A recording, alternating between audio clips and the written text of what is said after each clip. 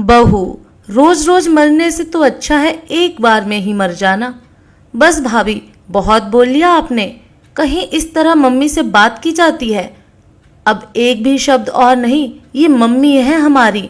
इन्होंने किन परिस्थितियों में हम सबकी परवरिश करके इस मुकाम तक पहुंचाया है, ये हम लोगों से बेहतर कौन जान सकता है। एक तो जिस गलती के लिए मम्मी को इतना सुना रही हैं, वो गलती मम्मी ने की ही नहीं है। और मान लो अनजाने में गलती हो भी गई, तो क्या आप मम्मी का मान सम्मान भूल जाएंगी? अंशु ने अपनी मम्मी का अपमान होते हुए देखकर बहुत तिलमिलाते हुए कहा। और भैया आप, भाभी लगातार मम्मी को अपशब्द बोले चली जा रही हैं और चुपचाप बैठे हुए सुन रहे हैं। मुझको आपसे तो ऐसी उम्मीद बिल्कुल भी नहीं थी।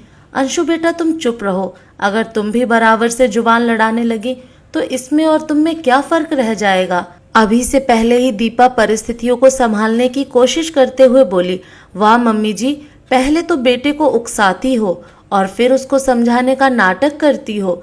रंजना बहू, जो उतनी सी देर से जरा सी बात के कारण बिना वजह सास को सुनाई पड़ी थी। बहू कुछ तो शर्म करो, मैंने क्या उकसाया अंशु को? तुम तो खुद उसके सामने मेरा अपमान पर अपमान किए जा रही हो। माना कि अभी की आंखों का पानी मर गया, उसको अपनी माँ का अपमान नहीं दिखाई पड़ रहा, लेकिन एक बेटा अपनी माँ का अपमान इस तरह से होते हुए कैसे देख सकता है? दीपा बहुत दुखी होते हुए बोली, क्योंकि वो तो अपने परिवार को हमेशा हंसता खेलता देखना चाहती थी। कभी इस तरह की कल्पना भी नहीं की थी। लेकिन कुछ परिस्थितियां चुपचाप जीवन में चली आती हैं, और यही हुआ दीपा के साथ।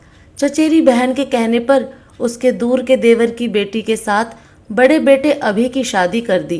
पहले तो राकेश ने मना भी किया कि ये सोच लो कि ये रिश्तेदारी में अभी का रिश्ता करना सही रहेगा, लेकिन दीपा ने सोचा कि बड़ी बहन है तो सोच समझ कर ही रिश्ता बताया होगा। देखने सुनने में भी रंजना अच्छी लगी और उसके मायके वाले भी ठीक ठाक। लेकिन रंजना शादी के बाद कुछ दिनों तक तो ठीक ठाक रही, लेकिन फिर धीरे धीरे ऐसा रंग दिखाना शुरू किया कि दीपा के लिए तो ये बहुत ही विकट स्थिति हो गई, क्योंकि उसी ने राकेश से जिद करके रंजना को अपनी बहू बनाया था। ना वो राकेश से कुछ अपने दिल का हाल कह पा रही थी और ना रंजना के व्यवहार को समझ पा रही थी। और इधर रंजना जब देखो तब दीपा को छोटी छोटी बातों के लिए मुंह फट जवाब दे देती। दीपा यही सोचती कि अभी बच्ची है, थोड़े दिनों में संभल जाएगी, लेकिन जिसको संभलना होगा वही तो संभलेगा। दीपा अकेले में बैठकर खूब फूट फूट कर रोती रहती कि आखिर भगवान उससे कौन सी गलती हो गई जो उसको ऐसी सजा मिली। उसने तो बस हर अच्छी बुरी परिस्थितियों से लड़ने के बाद अपने परिवार की खुशियां ही चाही थीं, लेकिन शायद भगवान को वो भी ना मंजूर था। दीपा अपनी चचेरी बहन से भी कुछ नहीं कहना चाहती, क्योंकि उसको लगता कि ये सब उसकी किस्मत का ही दोष है। तभी तो राकेश की चेतावनी के बाद भी उसकी अकल पर पत्थर पड़ गए और उसने रंजना को अपनी बहू बनाने को स्वीकार किया। छोटा बेटा अंशु बाहर दूसरे शहर में नौकरी करता था, इसलिए घर कम ही आ पाता। समय के साथ शादी उसकी भी हो चुकी थी, लेकिन उसकी पत्नी मनी बहुत ही संस्कारों से परिपूर्ण, सुशील। पहले तो रंजना अगर अभी के सामने दीपा से कुछ कहती तो अभी रंजना को समझाता, लेकिन धीरे धीरे अभी भी रंजना के ही रंग में रंगने लगा। राकेश भी ये सब देख सुनकर बहुत परेशान हो जाते। उनकी बीपी की समस्या की वजह से दीपा उनको ज़्यादा कुछ बताती भी नहीं थी कि राकेश के पीठ पीछे तो रंजना उससे इससे भी ज़्यादा गलत व्यवहार करती है। समय बढ़ रहा था और समय के साथ साथ रंजना की बदतमीजियां भी बढ़ती ही चली जा रही थीं। जितना दीपा बर्दाश्त करती, रंजना उतनी उच्च श्रृंखल होती चली जा रही थी। अब तो जब वो जी चाहे दीपा को कुछ भी बोल देती और अभी उसको अनसुना करके वहां से हट जाता। दीपा के दिल से करहा निकल जाती कि क्या ये वही बेटा है जो माँ के ऊपर अपनी जान लुटाता था। अब इसको माँ की बेइज्जती से कोई फर्क नहीं पड़ता, फिर भी कुछ न बोलकर आंसुओं को चुपचाप पी लेती और वहां से हट जाती। होली का त्योहार था और इस बार 2-3 साल के बाद अंशु भी आया था अपनी पत्नी मनी के साथ। होली पर त्योहार पर लगातार मेहमान होली मिलने के लिए आ जा रहे थे। रंजना की कुछ खास सहेलियां भी आने वाली थी, तो उसने अपने मायके से मिला कीमती क्रॉकरी सेट निकाला था, खास अपनी सहेलियों के आने पर। सहेलियों के नाश्ता कर लेने के बाद क्रॉकरी सेट तो अंदर रसोई में पहुंच गया और रंजना वहीं पर सहेलियों के साथ बैठी बातचीत कर रही थी। दीपा ने सोचा कि इतनी महंगी क्रॉकरी है, चलो मैं ही साफ करके रख देती हूँ, वरना दाग पड़ जाएंगे। सारे बर्तन तो दीपा धुल चुकी थी, सिर्फ 2 प्याले बचे थे और पता नहीं अचानक क्या हुआ कि दीपा के हाथों से वो दोनों प्याले छूटकर नीचे गिर पड़े। दीपा तो अंदर तक कांप गई, क्योंकि प्यालों के टूटने की आवाज बाहर तक भी जरूर गई होगी। और तब तक रंजना की सहेलियां भी जा चुकी थी। रंजना बिजली की गति से दौड़ती हुई अंदर आई और उसके जो मुंह में आया वो अनाप शनाप दीपा को बोलने लगी, तुमसे कितनी बार कहा है कि मेरे मायके से मिली हुई किसी भी चीज में हाथ मत लगाया करो, लेकिन इनको तो कुछ समझ में ही नहीं आता। बस हमारी जान के पीछे हाथ धोकर पड़े रहना है। पता नहीं कब पिंड छूटेगा इन लोगों से। काम धाम तो नाम भर का, और जब देखो तब नुकसान पर ही लगे रहते हैं। कभी इतना महंगा सेट देखा होता तो कद्र जानती उस चीज की, लेकिन इनको क्या फर्क पड़ता है। हराम की चीज थी तो तोड़ डाली। अभी और अंशु भी प्यालों के टूटने की आवाज सुनकर अंदर आ गए थे।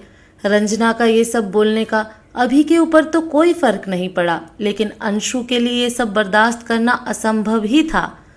बस इसीलिए वो मम्मी का अपमान देखकर तड़प उठा और उसने रंजना को धमका दिया, इतनी ही परवाह है तो ले जाओ इनको अपने साथ, 4 दिनों में ही आटा दाल का भाव मालूम पड़ जाएगा। रंजना ने तो बेशर्मी की सारी हदें ही पार कर दी। दीपा को मम्मी ने कहकर इनके उनके ऊपर उतर आई, भाभी आप बिल्कुल भी परेशान ना होइए, हाँ मैं ले जाऊंगी मम्मी जी और पापा जी को अपने साथ। इतनी देर से चुप बैठी मनी अपनी चुप्पी तोड़ते हुए बोली, वाह वाह, देखो तो जरा, आदमी तो बोल ही रहा था, अब तो मैडकी के मुंह में भी जुबान आ गई है। लगता है ये भी क्या जाने अमीरों के रहन सहन, ये भी आखिर आई मध्यम वर्गीय परिवार से ही है ना। रंजना बेहुदगी के साथ दोनों हाथों से ताली बजाते हुए बोली, नहीं ये घर हम लोगों का है, हम लोग इस घर को छोड़कर कहीं नहीं जाएंगे। जब तक हमारे हाथ पैरों में ताकत है उसके बाद देखा जाएगा, क्योंकि तुम्हारे पापा की दुकान अभी अच्छी खासी चल रही है और मैं भी रसोई बनाने में लाचार नहीं हूँ। हमारी दाल रोटी आराम से चल जाएगी, तुम लोगों के आगे हाथ फैलाने की नौबत बिल्कुल भी नहीं आएगी। और हाँ रंजना, रही घर छोड़ने की बात, तो अब तक मैंने बहुत तुम्हारी बदतमीजियों को बर्दाश्त कर लिया, लेकिन अब बिल्कुल भी नहीं। अब ये घर छोड़कर तुम और अभी जाओगे, क्योंकि अब पानी सिर के ऊपर जा चुका है। जब धागे का गुच्छा बहुत ज्यादा उलझ जाए और सुलझाया भी ना जा सके तो उसको तोड़कर फेंक देना ही बेहतर होता है। बहू, तुम्हारे साथ रहकर इस तरह रोज रोज मरने से बेहतर है कि एक बार में ही मर जाना। ना रहेगा बांस और ना बजेगी बांसुरी। दीपा की तड़पती हुई आवाज सुनाई पड़ी।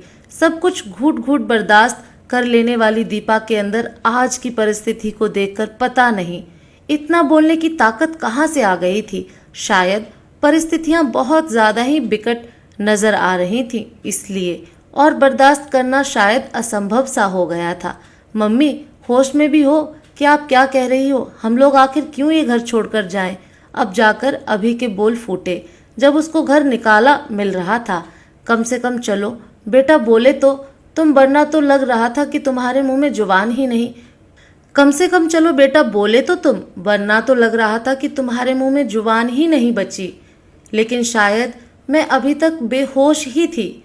अब जाकर मुझको होश आया है।